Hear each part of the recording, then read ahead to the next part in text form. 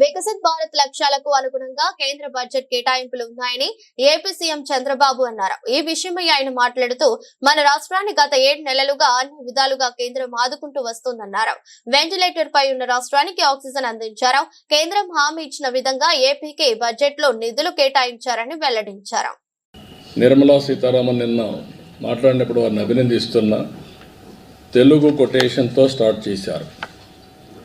దేశం అంటే మట్టి కాదోయ్, దేశం అంటే మనుషులోయ్ అని ఎలుగెత్తి చాటినటువంటి గురిజాడ అప్పారావు. కంట్రీ అంటే సాయిల్ కాదు, కంట్రీ అంటే మనుషుల్ని ఎంపవర్ చేయడం మన బాధ్యత అని చేసి 2047కు అవసరమైన ప్రియారిటీస్ అన్నీ కూడా బడ్జెట్లో చెప్పారు.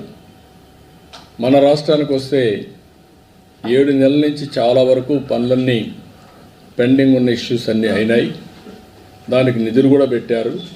అమరావతి కావచ్చు, పోలవరం కావచ్చు, విశాఖపట్నం స్టీల్ ప్లాంట్ కానీ, రైల్వే జోన్ కానీ, ఇండస్ట్రియల్ పార్క్స్ కానీ, అదే మరి ఇంకా ఒక మాటలో చెప్పాలంటే వెంటిలేటర్ పైన ఉన్న రాష్ట్రానికి ఆక్సిజన్ ఇచ్చారు.